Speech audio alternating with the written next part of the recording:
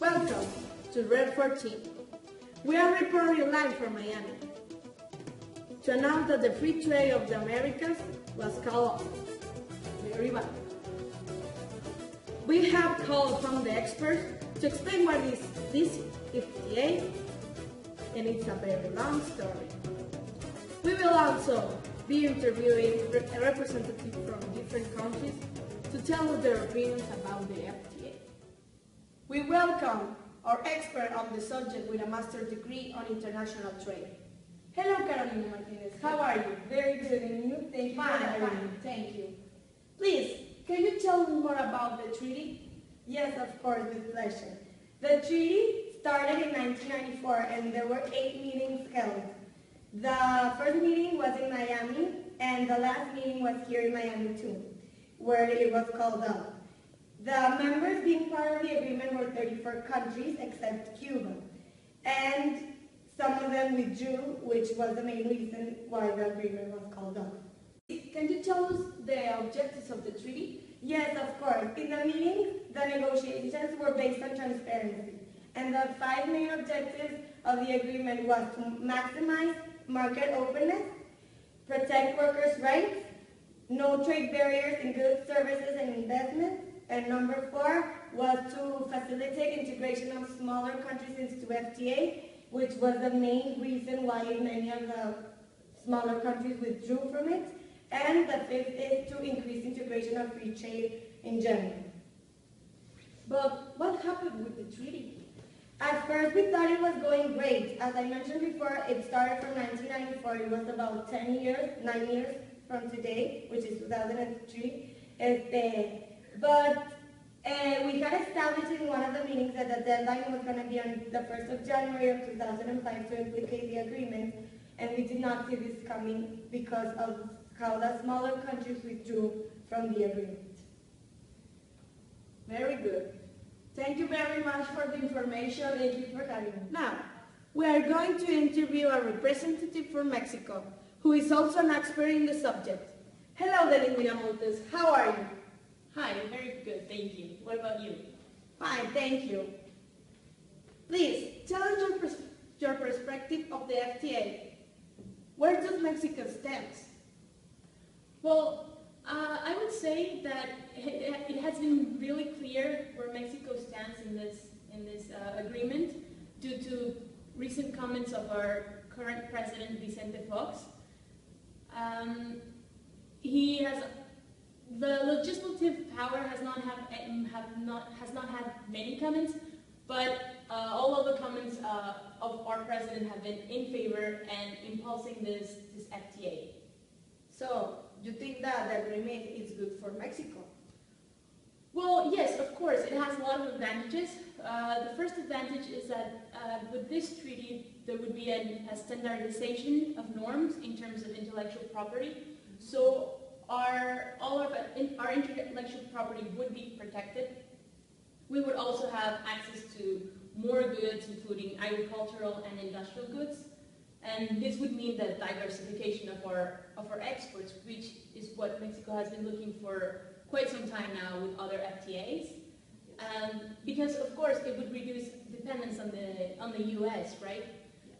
Also, another very important part is that our exporters have barely no protection in terms of the South American market. There are no bilateral agreements. So there are some anti-competitive issues that we have been dealing with. This agreement would make a bilateral agreement, and then there will be anti-dumping policies and the reduction, of course, of tariffs, as all FTAs do, right? I think right now that Mexico is one of the strongest countries that would have formed this agreement, and it's sad to see that the negotiations have not gone as we thought, because it would be really good for not only for the country, for all countries, to be part of the most powerful economic trading bloc that the world has ever known. That's the current situation. Thank you very much, Denisse Viramontes, for the valuable information. The next interview we're going to have is also with an expert in the subject, Jéssica Chávez. How are you? Fine, thank you. Fine, thank you. Please, can you tell us the perspective of the FTA? Where does Brazil stand? Well, I think Brazil right now doesn't like that much the treaty. Why? Because right now we can't compete with American products. I mean, we don't have the technology, the knowledge, the resources the USA have. So we can't compete. We can't compete with them. Also, right now we want to grow internally. We want to protect our industries. So by accepting the treaty, we have to open up to all those 33 countries. So that's like the main arguments. So, you think that the FTA of the Americas is not good for Brazil? Yes, I think that this treaty is not good for any country, any Latin American country, because somehow the USA and Canada and the wealthiest countries want to gain control of our economies. So if we want to maintain it, we have to push away the treaty. Okay. Also, the costs that we are having for having the treaty are much more greater than the benefits it offers us. Oh, very good information. Thank you, Jéssica Chávez, for the valuable information. So, now you know the Brazil position.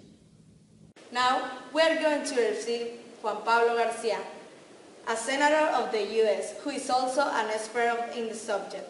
Hi, Juan Pablo. How are you? Fine, thank you. It's a pleasure to be here. Thank you very much to be here. It's a pleasure for us. Please, can you tell us the perspective of the U.S.? Is the FTA good for U.S.? Well, of course, it's a good treaty. It's such a shame it was being called off just right now, and it's most certainly a disaster and a disappointment for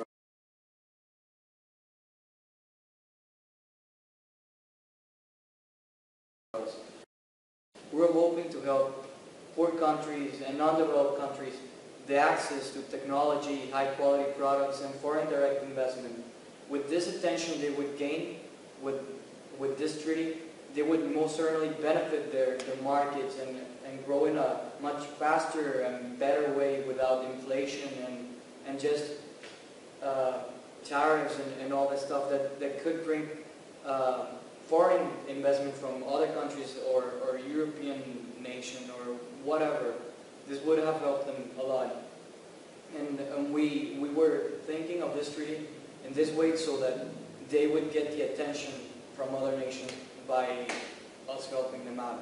And well, there were some points being called off against our nation being the most benefit party in the treaty, but I just need to say that our market has different needs, a more demanding market, and well, is it wrong to ask for a profit or for something in return if we are helping others grow? It's not bad for me, but thank you for the valuable information from Pablo Garcia, and that is the position of the U.S. Now, we have in our set a mediator of the FTA, Carolina Hernández. How are you, Carolina? Hi, fine. Can you tell us which other topics do you think were relevant to call off the agreement? Okay, so first of all, among the first chapters in this third draft, the last one coming out and published in the official webpage of the FTA, there's a treatment of the differences in the levels of development and size of the economies.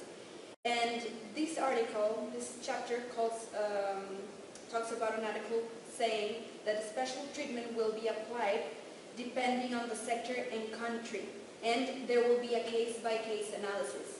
But there is no concrete decision on which commission will be doing this.